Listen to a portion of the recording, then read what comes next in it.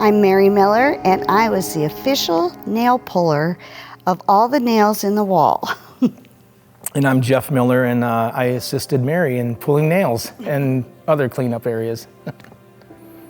We went to Plant City, and then when we got to the Florida Disaster Relief, I think that's what it's called, they kind of had us set up in a certain area to go to a certain place. So we ended up at this young man and his son's house.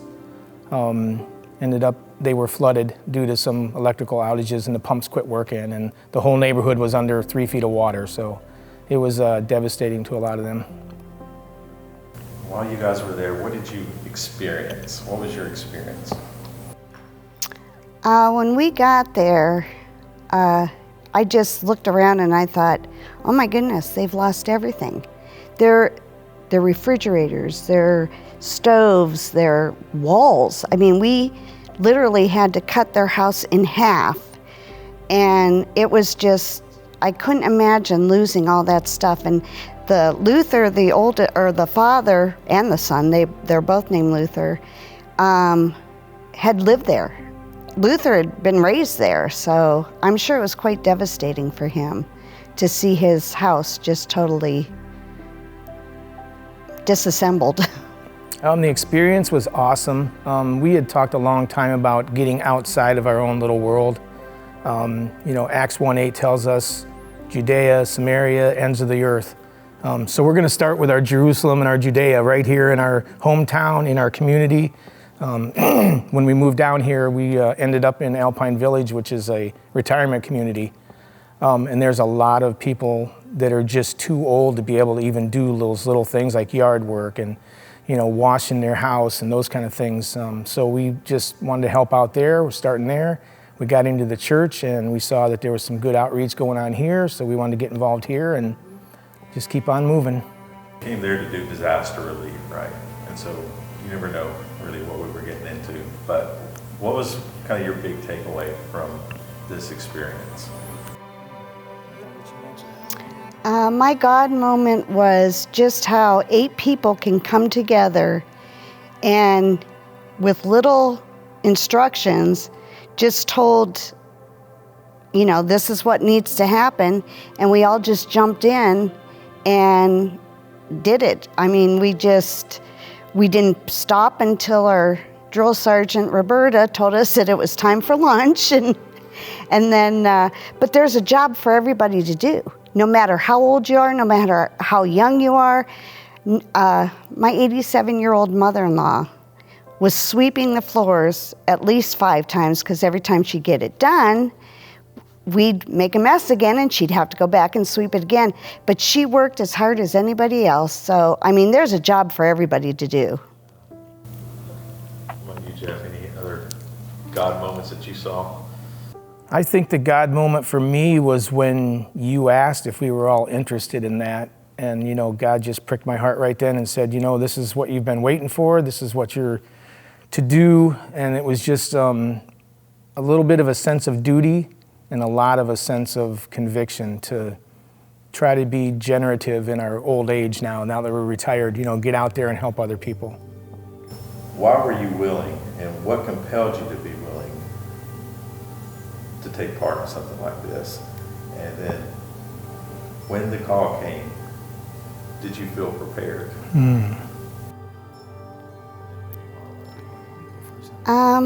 I've always had a servant's heart and wanted to serve others. I get this, I call it the fuzzy feeling, which in my heart I know it's the Holy Spirit telling me this is what you need to do. And you get that warm fuzzy feeling of accomplishment. And when Pastor Trey told us we're going to do this, it was like, okay, when are we going to do it? And then when we got done, as sore as we all were, we said, when's our next one? So we were all willing to do it again. Or how does it maybe change your perspective? I think for me, what I learned and perspective-wise is that there's so many people in our little Jerusalem and in our little counties, that are in need. And you don't really see it when you're just driving up and down the road and you're going from here to there. Excuse me. But once you dig in and hook up with outreach, you start seeing where the need is. So, was it worth it? What you had to give up? Was it worth it for that? If so, how? It was absolutely worth every moment that we spent there. Just seeing the joy that we brought to a family that was devastated. And I mean, we had neighbors coming to us and saying, "Can you do our house next?" And it was just a joy to serve somebody else and to see a smile come to their face when they saw what we had done. And they chipped right in and helped us, and it was amazing. It was really amazing. And we can do little things like that to people right here in our own community. Help them weed, help them mow their lawns, help them paint their houses, help them, I mean, that's what we're called to do. So what would you say to someone who maybe is like, I don't know if I could do that? To those that think they couldn't do it, I guess our little group that just went proves that you can do it. From my mother, who's 87, right on down to a young person that wanted to grab a broom and clean up or whatever. There's just room for anybody to jump in and help. I mean, we're asked to give of our time and our talents, and this was just a good way to do that. You can just pray with somebody. You can be that person that comforts them while they're watching us destroy their house that they've lived in their whole life, and just tell them that it's all going to be okay, and we're here to serve. I think about chances of opportunity, and we've talked about it since we've been here almost a year now, about a year, coming to South Oak. And I think we've thought about it. We had, I reconnected with a kid that I graduated high school from who's actually a missionary over in Taiwan. And on Engage the World nights, we were talking about different areas that we're praying for, and one of them was Taiwan. And from there, we started thinking about where we could serve now that we're retired. What can we jump into? And the opportunity came up with Engage the World. So I would recommend that you all join our little group, Engage the World, and let's do it. One step at a time. We can move our way from here to Plant City to wherever we need to go. And I think that's the blessing that we can share with others.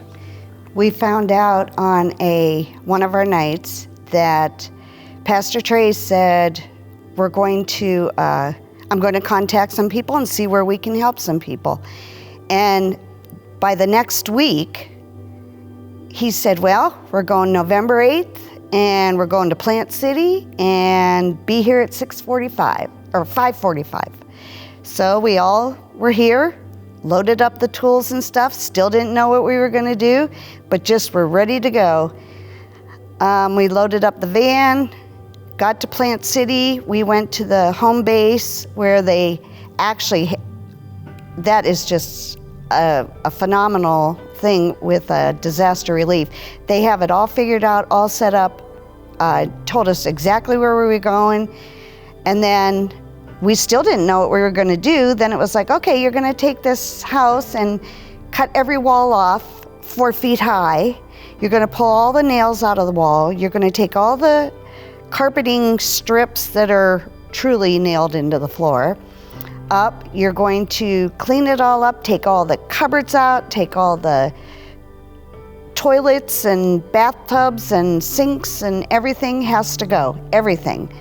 And we did it. We did it all in one day, 8 of us, and it was a blast. We had fun, and that's what it's all about, fellowship and meeting new people. And if you had to do this work at home, it wouldn't be like this. But when you're with a bunch of other people and you're experiencing the joy that you're being able to give to somebody else, it's worth every minute of it.